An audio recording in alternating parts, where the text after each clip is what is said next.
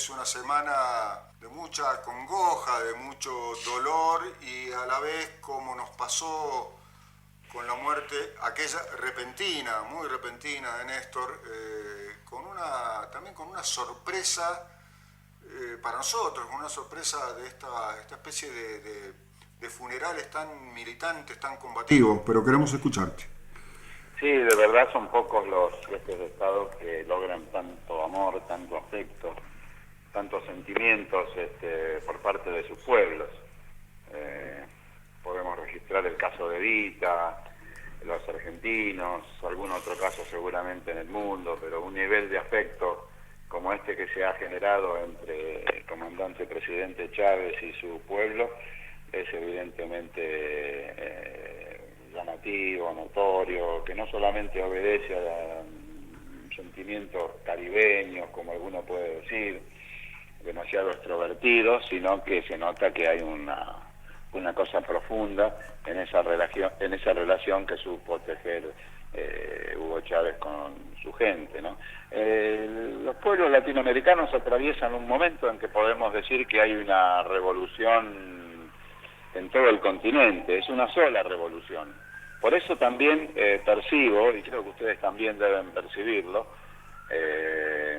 igual que yo, que hay un sentimiento similar en la Argentina, que no se expresa de la misma manera, estamos a lo lejos, pero que hay un sentimiento muy fuerte también en la Argentina, y creo que si se fue Chávez, si se va Chávez, Chávez se va con Bolívar, se va con San Martín, se va con Sandino, se va con el Che, y entonces, bueno, me parece que se va a un lugar que todavía no revisamos con atención, porque tiene que ver con esto que dijo Maduro en uno de sus discursos, donde le tocó la difícil tarea de explicarle al pueblo venezolano lo que pasaba, algo así como que es un nuevo libertador, es decir, que los pueblos latinoamericanos están produciendo en este momento de revolución nuevos próceres, y como digo, se va con Bolívar, se va con San Martín, se va con los más grandes hombres de la independencia de nuestra América. Y cuando hablamos de que nuestra lucha está todavía en curso, que no está agotada, que no está terminada, que falta mucho, surge aquello de que, la lucha sigue y que continúa, ¿no? De manera que me parece que la marea roja, como se ha dado en llamar, porque ese es el título que le ha dado la prensa en general, no solamente alguna prensa simpatizante de Chávez, no, también la opositora, en el mundo. Sí. Es el nombre que se le ha dado a ese verdadero río ancho de gente con banderas, con remeras, con sombreritos rojos, un símbolo de identidad del chavismo, y esto ha sido verdaderamente gigantesco. Me imagino el modo como deben estar aquellos que estaban deseando la muerte de Chávez, pensada como el fin del chavismo, pensaba como que se acababa la vida de Chávez y se terminaba la revolución bolivariana. Jorge, sobre eso, sí. Ha habido un comunicado de Canadá. Yo he estado tratando de encontrar noticias que tengan el comunicado textual, pero verdaderamente no lo he encontrado. Fueron declaraciones de Sharper, me parece, no un comunicado escrito. Creo que, bueno, eso lo queremos consultar, que nos explique bien qué es lo que ha sucedido entre Canadá y Venezuela luego de la muerte de Chávez. Por favor, bueno, Jorge. Yo lo que vi es una declaración muy dura de la viceministra venezolana para América del Norte. Sí. En la Cancillería venezolana hay un ministro de Relaciones Exteriores y viceministros por cada región del mundo. Entonces la viceministra para América del Norte emitió un comunicado muy duro ante palabras del primer ministro canadiense, y en realidad me pasó lo mismo, no pude encontrar ni en inglés ni en castellano las expresiones de ese ministro canadiense, pero hay que pensar que han sido ofensivas, claro, para el sentimiento, por lo menos para el sentimiento de congoja, de dolor que vive el pueblo de Venezuela para con una persona que ama, en el sentido más profundo de la palabra amor. Sí, una de los textuales que encontré es que Canadá estaba atento y ansioso de trabajar con el seguidor de Chávez, digamos, el sucesor, pero no diría, hablando en un lenguaje llano, no da. En un sucesor sería una intromisión en los asuntos internos Claro. venezolanos que es imposible admitirla tanto para Venezuela como para todos los países de UNASUR, de la CELAC, que debieran en todo caso pronunciarse del mismo modo que la vicecanciller venezolana. Si hubiera sido al revés, qué raro, ¿no? Porque siguen siendo los países del primer mundo los que pueden cometer esas faltas al protocolo, esas cuestiones Esas de groserías forma. Diplomáticas. Claro, esas groserías, esas desprolijidades. sin Y si ser fuera, tachados de tiranos. claro, y si fuera al revés, Jorge.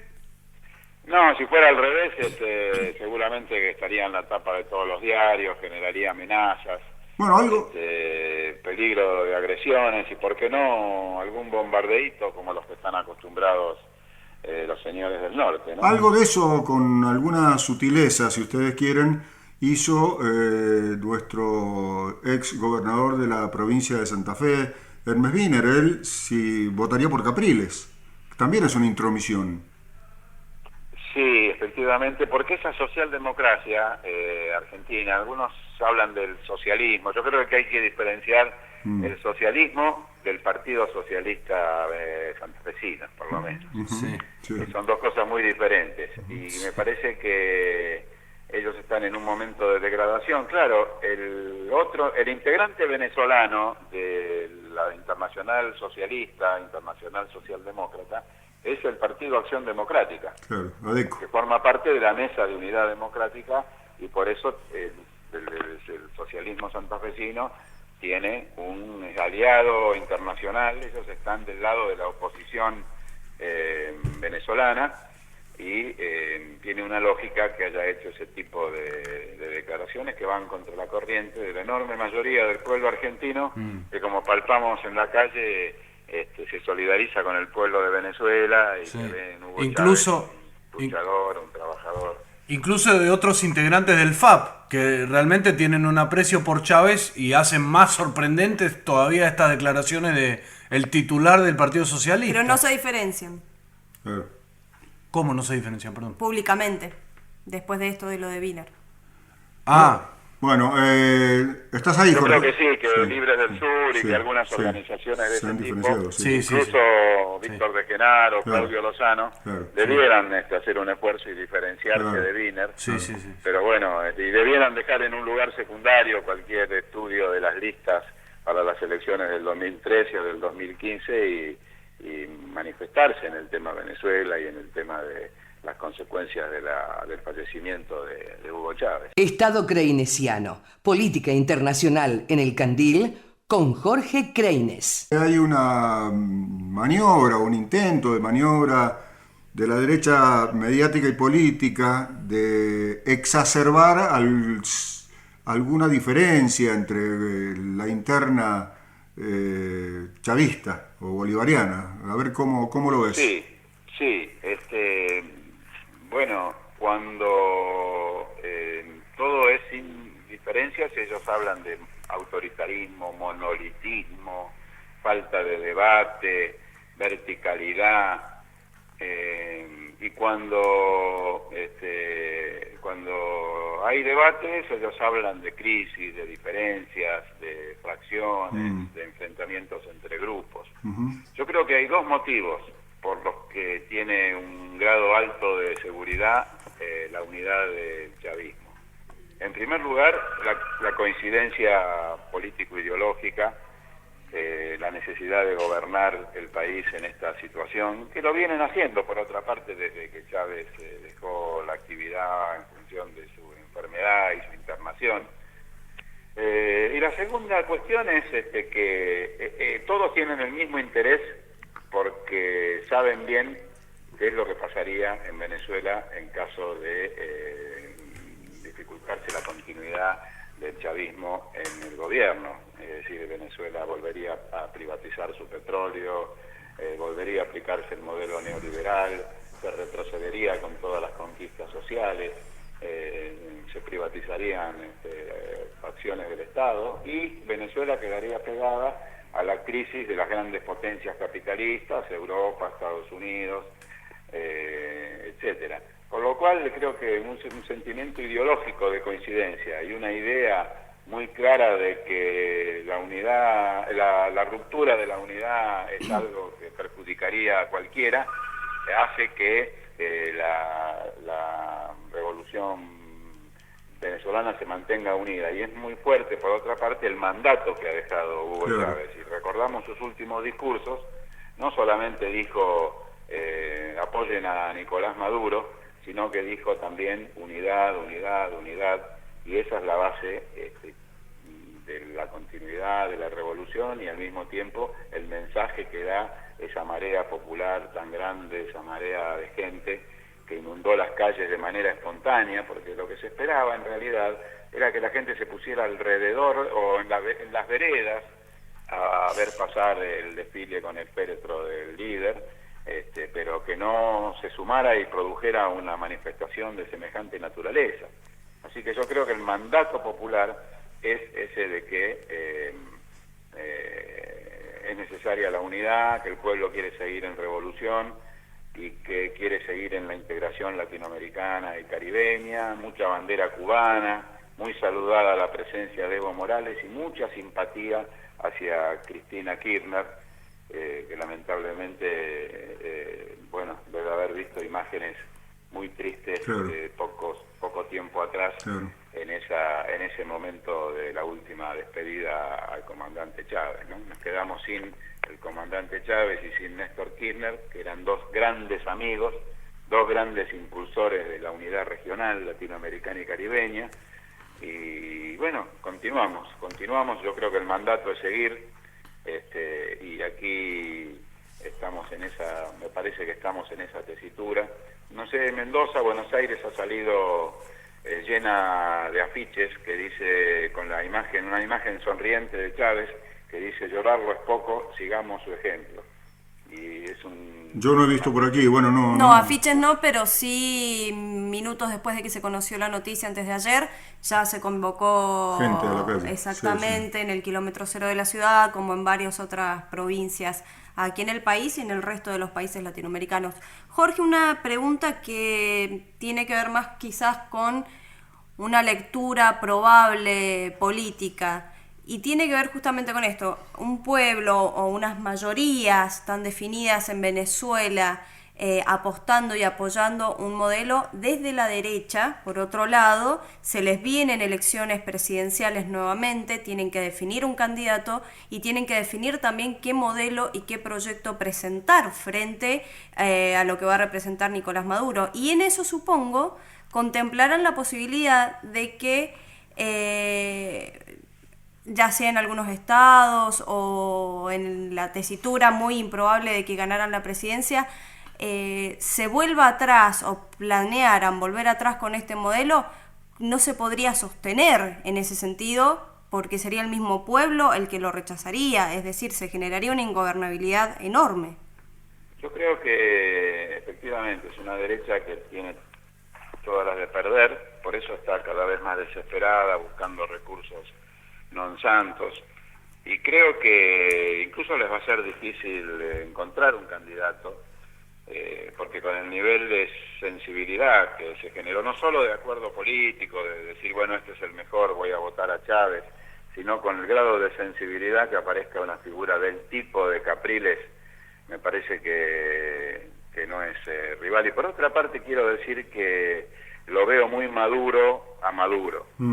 Lo veo muy sólido, lo veo un cuadro revolucionario formado, lo veo sin facetas de debilidad, lo veo grande no solamente por su contextura física, y también he visto a las Fuerzas Armadas, o sea que es un país donde no solamente se han logrado muchos avances, que entiendo que el pueblo no va a permitir que se los quiten, que tiene un movimiento, una fuerza política de gobierno muy sólida, sino también que se ha visto el apoyo de las Fuerzas Armadas y el tipo de discurso del comandante en jefe de la Fuerza Armada Nacional Bolivariana, que ha sido verdaderamente acá Acá sería considerado un discurso de barricada, un discurso Claro.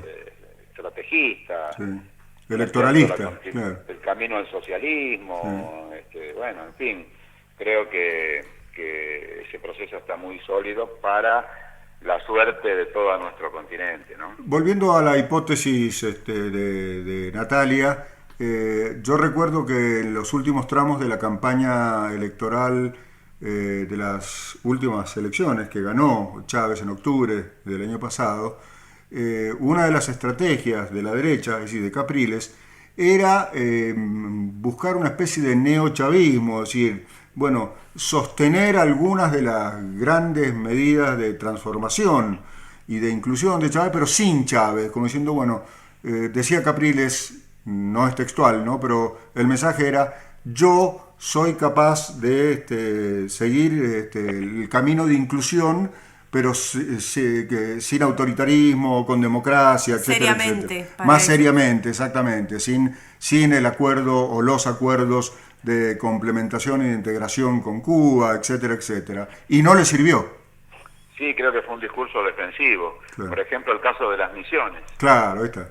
Decía Capriles, voy a hacer continuar las misiones y las haré mejor todavía, Claro. que las hace el chavismo. Sí. Cuando esas misiones resolvieron los temas de salud, se llaman barrio adentro, que eso creo que eso indica muy claramente qué tipo de tarea hacen esos médicos fundamentalmente cubanos que están en ese proyecto. ¿Esas son las misiones? Esas son misiones. Esas son las misiones, los médicos cubanos en los barrios... Sí, porque el Estado, no solamente cubanos, Claro. hay misiones alfabetizadoras que son todos venezolanos. Correcto. Hay misiones, el Gran Plan Vivienda Venezuela, el Plan Vivienda Equipada, hay misiones educativas, determinación del secundario, La misión Robinson. de apertura de nuevas universidades y demás.